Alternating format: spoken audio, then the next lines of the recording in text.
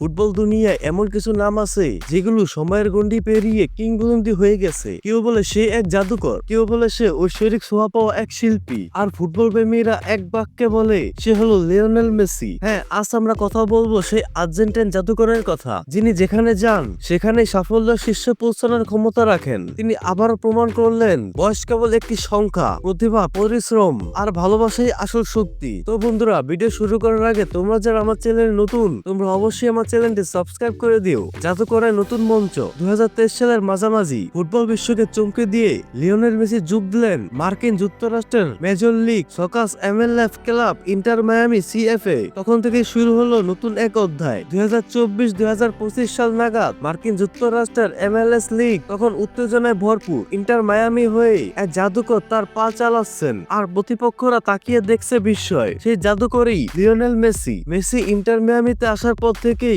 খেলাটির চেহারা সম্পূর্ণ পাল্টে গেছে। তিনি শুধু গোল করাই নয়, প্রতিটি খেলোয়াড়কে অনুপ্রাণিত করে দলকে শিরোপার দৌড়ে এনেছেন। তার অবিশ্বাস্য ড্রিবলিং, নিখুঁত পাস এবং গোলের সামনে অপ্রতিরোধ্য দক্ষতা প্রমাণ করে বয়স বাড়লেও তার ফুটবল প্রতিভা আরো ধারালো হয়েছে। পুরস্কার ও প্রভাব, MLS এ ইতিহাস।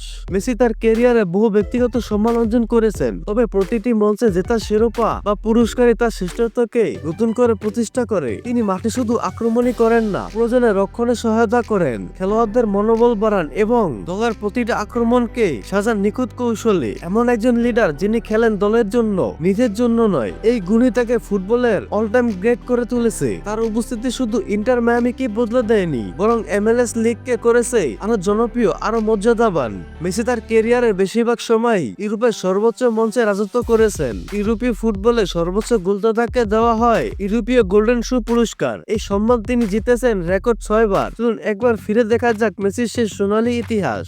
2009-2010 34 গোল, প্রথম গোল্ডেন শু জয়। 2011-2012 50 গোল, এক মৌসুমে সর্বোচ্চ গোলের রেকর্ড। 2012-2013 46 গোল, টানা দ্বিতীয় গোল্ডেন শু। 2016-2017 37 গোল, ইউরোপে গোলের মেশিনের প্রত্যাবর্তন। 2017-2018 34 গোল, টানা দ্বিতীয় জয়। 2018-2019 36 গোল, রেকর্ড ষষ্ঠ গোল্ডেন শু জয়। এই 6টি গোল্ডেন শু রেকর্ড, 8টি বিলিয়ন এবং অসংখ্য ক্লাব আন্তর্জাতিক শিরোপার মালিক তিনি। পরিসংখ্যান প্রমাণ করে তিনি এমন একজন ফুটবলার যিনি ব্যক্তিগত শ্রেষ্ঠত্ব এবং দলগত সাফল্য দুটোরই প্রতীক। মেসির প্রভাব মাঠের ভিতরে ও বাইরে। মেসির খেলা তরুণ খেলোয়াড়দের কাছে অনুপ্রেরণা, কিভাবে নিঃস্বার্থভাবে খেলতে হয়, কিভাবে দলের জন্য নিজের সবটুকু উজাড় করে দিতে হয়। তার মাঠে উপস্থিতি যেন এক নিঃশব্দ জাদু। কঠিনতম মুহূর্তেও তিনি শান্ত থাকেন, আর মুহূর্তে ম্যাচের গতিপথ পাল্টে দেন। তিনি দেখিয়েছেন বয়স বাড়লেও তা জাদু ফুরায় নেই, বরং সময়ের সঙ্গে সঙ্গে তিনি আরো পরিপক্ক ও কৌশলী হয়েছেন। ফুটবলের বিশ্ব মঞ্চ থেকে শুরু করে আমেরিকার নতুন লিগ পর্যন্ত মেসির প্রভাব সর্বব্যাপী। ভবিষ্যতের প্রত্যাশা 2026 বিশ্বকাপ। এখন পুরো ফুটবল দুনিয়া তাকিয়ে আছে 2026 সালের বিশ্বকাপের দিকে। আর্জেন্টিনা এবং পুরো বিশ্বের ফুটবল প্রেমীরা জানতে চায় আরো একবার কি দেখা যাবে সেই জাদুকরকে আকাশি সাদা জার্সিতে। তিনি কি পারবেন শেষবারের মতো বিশ্বকে আরেকবার মুগ্ধ করতে?